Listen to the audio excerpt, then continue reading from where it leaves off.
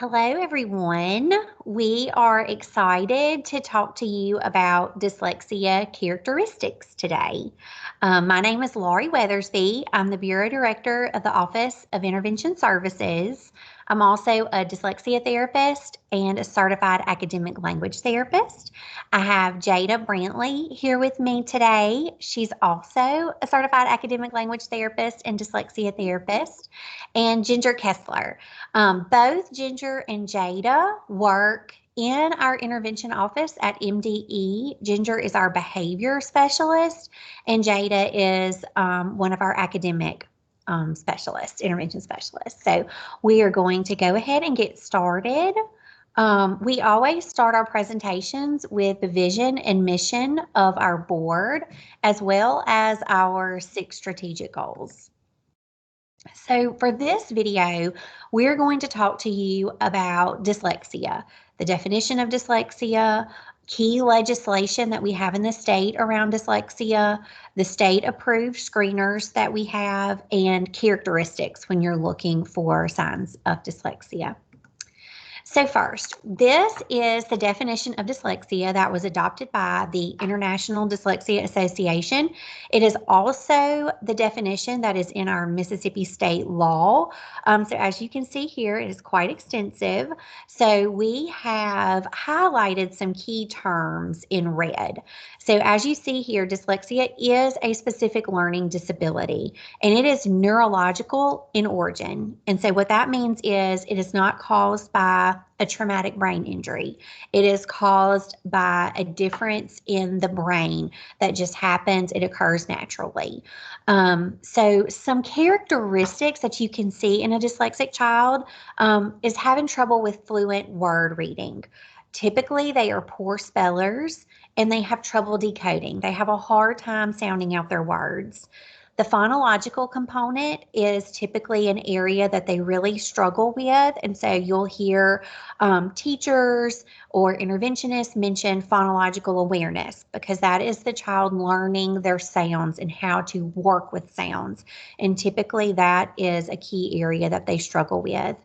You see here that they often also struggle with their reading comprehension and background knowledge. And so that just means they have a hard time making the connection to what they're doing in their real life to what they're reading about in school. So you may have taken your child to the zoo over the summer. Well, when they go to first grade, their teacher may say, tell me about, what you did this summer, or we're going to start reading a book about giraffes or elephants. Has anyone seen a giraffe or an elephant?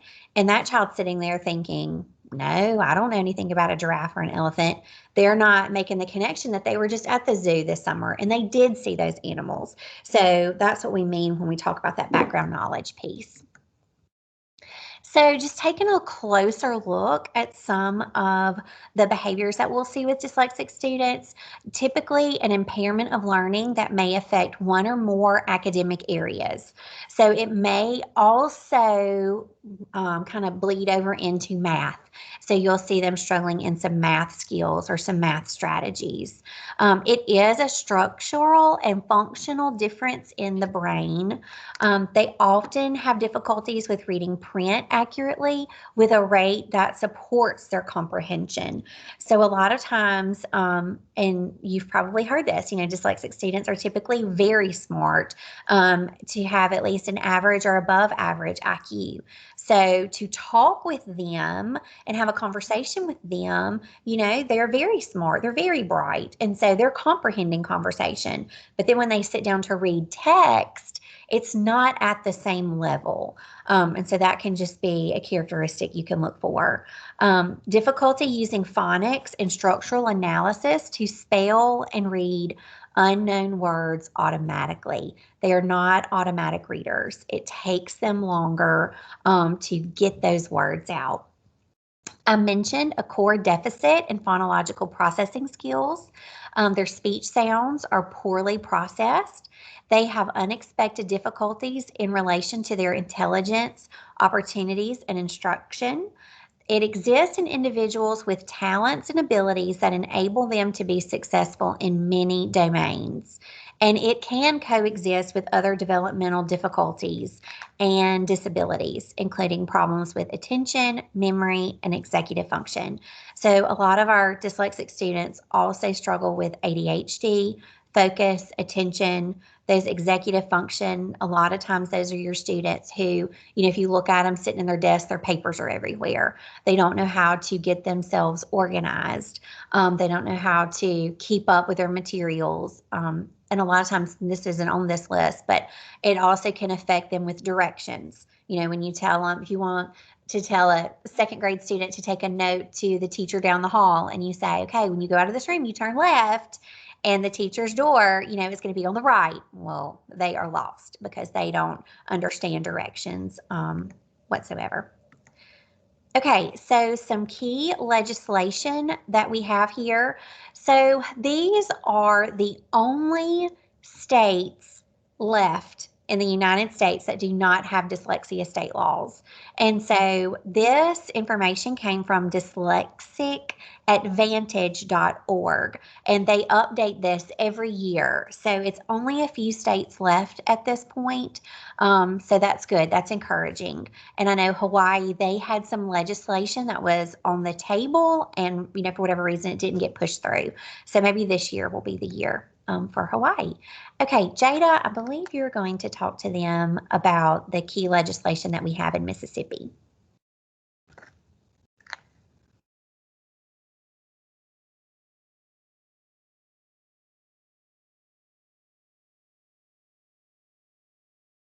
Hey, Jada, you're muted. We can't hear you. Yeah, that could be a problem. Okay. So in 1996, you see that we began the Dyslexia Grants to public schools, okay? So that extended some opportunities to public schools that weren't there previously. And then it was several years, you can see, and in 2012, we began tuition assistance to attend special purpose non-public schools for students. And we call that our Dyslexia Scholarship, which we will talk a little more in depth about in a few minutes. And then in 2013, you can see that ladies and gentlemen who are CALT certified, such as Laurie and I, some are receiving $6,000 as a salary supplement. There is a list to receive that $6,000 because there's only a certain number. I believe it's 20, and there are more than us that are CALT certified, so there is a waiting list. And then also tuition reimbursement for a master's in dyslexia therapy was established as a critical needs scholarship in 2013 for those individuals who would like to pursue a master's in dyslexia therapy. Okay, so let's talk for just a moment about the grant. The grant runs on a 3-year cycle for public schools. The monies for the grant can be used to support students with dyslexia or students who have related reading disorders in general education. The funds may be used to purchase a dyslexia screener. If the screener that the school uses has a cost or a fee, you can purchase, or the school may purchase, dyslexia interventions, resources, pre-test or post-test assessments for students. They may use the grant money to pay up to 80% of the salary for an actual dyslexia therapist if the district is interested in having a dyslexia therapist. And then they can use it also for professional development for their teachers, admins, or parents. Okay, so we talked about how the grant is on a 3-year cycle. So you can see that this cycle that we're currently in is 2018 to 2021. And so it won't be long until we, again, will receive those applications and choose new districts. But these are the current districts who received the grant when they were last chosen: Jones County, Lauderdale County, George County, Neshoba, and Lamar. And you can see the programs that they are using in these counties, and you can see their award amounts for the grant. So basically you take the award amount and you see it's multiplied by 3 over here in the right hand column. So they get about $45,000 or $40,000 a year each year for 3 years. Okay, so the scholarship for dyslexic students provides an opportunity for students to attend a special purpose non-public school. So they may choose to attend a school other than the public school in the district in which they live, but they have to have transportation to and from these special purpose non-public schools as well, and there are several throughout the state. But these funds allow these students to attend these schools, but the schools must offer dyslexia therapy instruction 5 days a week based on an Orton-Gillingham instructional approach. And when we call it a scholarship, it's really more of not necessarily a scholarship, but just reappropriating the money for a student. So the money that goes to the public school district for that student is really just moved to that special purpose non-public school. Okay, so currently we have 6 in our state. So Magnolia Speech in Jackson and New Summit in Jackson. So you know, when I mentioned earlier transportation to and from, so parents will call the office sometimes and ask, you know, what's the nearest location? And if they live in Greenville, we'll talk about, you know, there's North New Summit here in Greenwood that would be near you.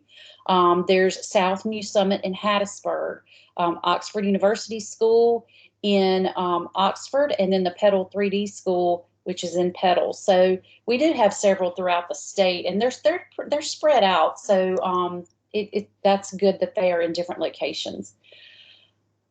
Okay, I'm having a little lag with my PowerPoint, so give me 1 second. Okay, scholarship requirements for students with dyslexia requires the administration of a State Board of Education approved dyslexia screener in the spring of kindergarten and the fall of first grade that addresses these components. So the screeners that schools administer must address phonological awareness and phonemic awareness, which are very, very similar, but yet different. Sound symbol recognition, alphabet knowledge, decoding, encoding, and rapid naming. So for the screener to be approved, it must address those. Okay, public school requirements for students with dyslexia. Well, each public school district must adopt a local policy about screening students with dyslexia. They have to screen all students during the second semester of kindergarten. So they give them the first semester, they get acclimated to kindergarten, they get some good knowledge under their belt, and then second semester they screen kindergarten students. During the first semester of first grade, students are also screened. So that's a great time, you know, if they've been screened in kindergarten and failed the kindergarten screener, they are rescreened in first grade. So it's really great that they're screened twice because that allows you to really have a great comparison. We have to ensure, or school districts have to ensure that the screener addresses the following components, which these are the ones that we named a few moments ago: phonological awareness and phonemic awareness, sound symbol recognition, alphabet knowledge, decoding, encoding, and rapid naming. All right, so if a student fails the screener, then parents must be notified of that failure, okay? That's one question that we've gotten before from parents, and even I've had a couple of pediatricians to ask, you know, what are the public school requirements if a student fails? And we have to notify the parents. But one thing that we always tell parents to remember is that it is a screener. So it's not a full battery of testing or evaluations for dyslexia. So it doesn't provide a dyslexia diagnosis. So it's just a quick glance at, could this child possibly have dyslexia, or does this child have characteristics of dyslexia? So helping the parent to understand that there's a difference in the two is very important.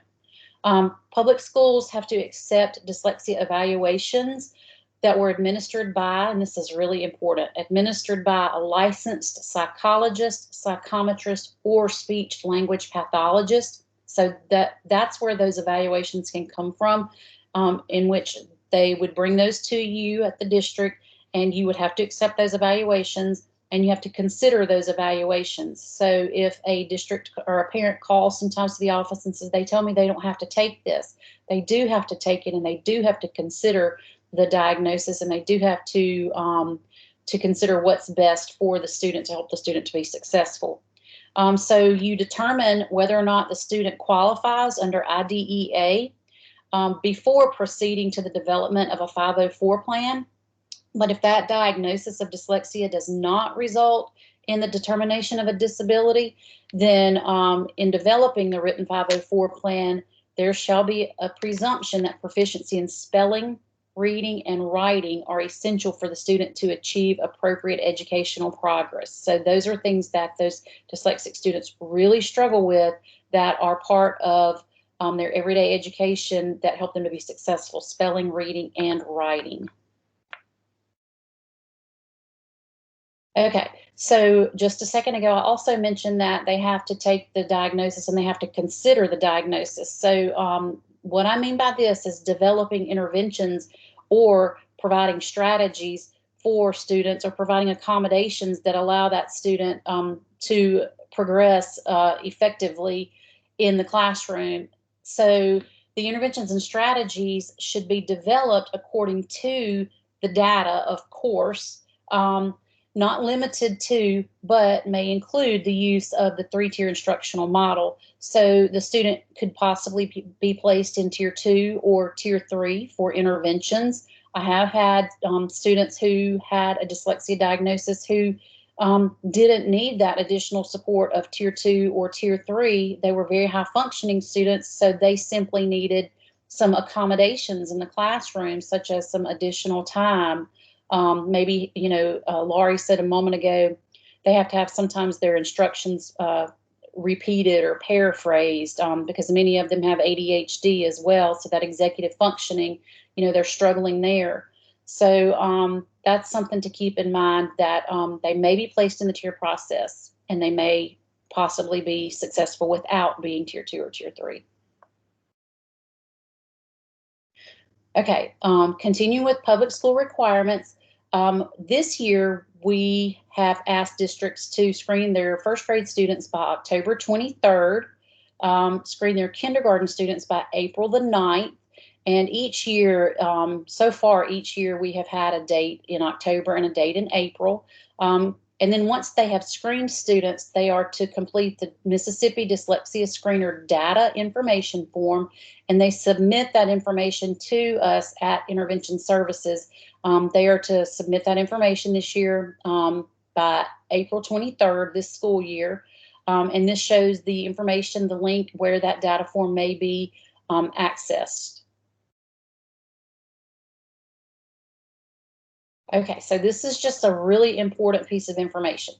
While the law specifically states that interventions, strategies, and accommodations must be provided to enable the student to achieve appropriate educational progress, the interventions and strategies are determined locally at the local level. So the school itself or the district itself, they're making these decisions regarding supports for the students and what's appropriate for the student. So you've heard of TST meetings in which the teacher, the counselor, the administrator, the mom or dad, whoever has hands on that student, who works with that student, can sit at that TST table and discuss that student's data, look at the testing, and then they at that local level will determine what interventions need to be in place.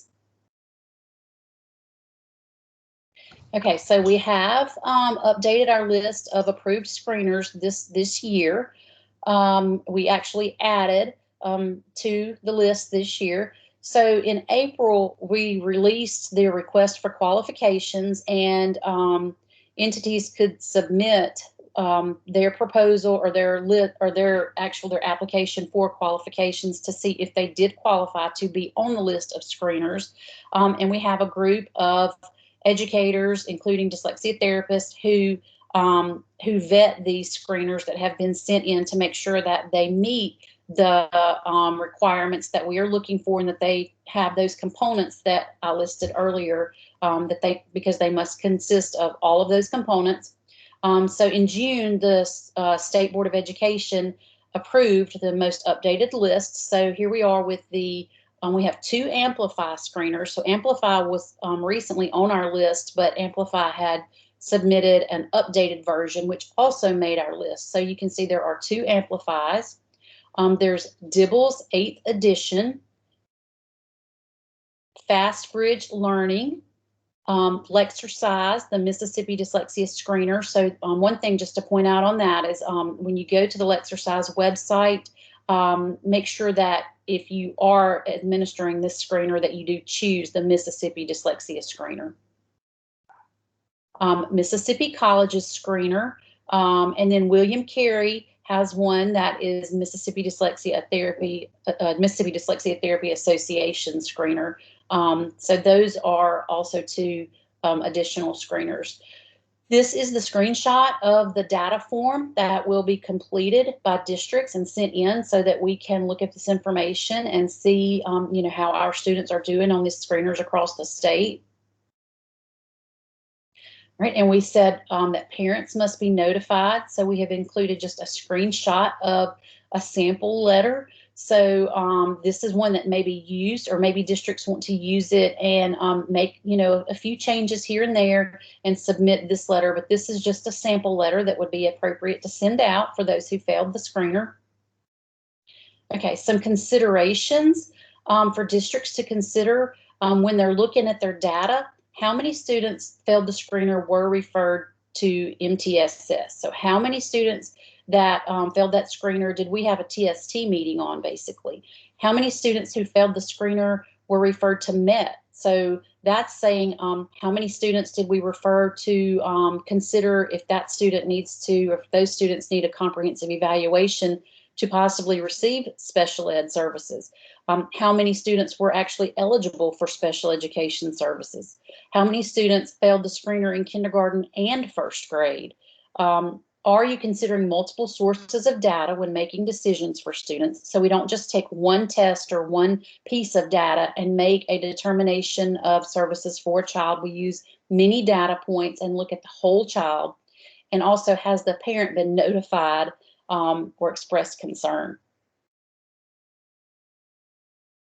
All right. Okay, I'm going to talk about some characteristics broken down by age group. So in our preschool students, we look for those students who are having trouble with those common nursery rhymes. Are they having difficulty learning those letters in the alphabet? Really looking at whether or not they're recognizing the letters in their own names. Are they picking up if their name is John? Do they see that J, that O, that H, and that N? And then for mispronouncing some familiar words, so words that they should know, but they're still mispronouncing. And then difficulty recognizing those rhyming patterns. And we also, a red flag to look for is if there's any family history of reading difficulties. So as they move on into kindergarten and first grade, we look for those reading areas reading errors that really have no connection to the sounds of the letters on the page. So they'll substitute, if the word is supposed to be puppy, they'll substitute it for a dog. So it still has the same meaning roughly, but the words aren't anything alike.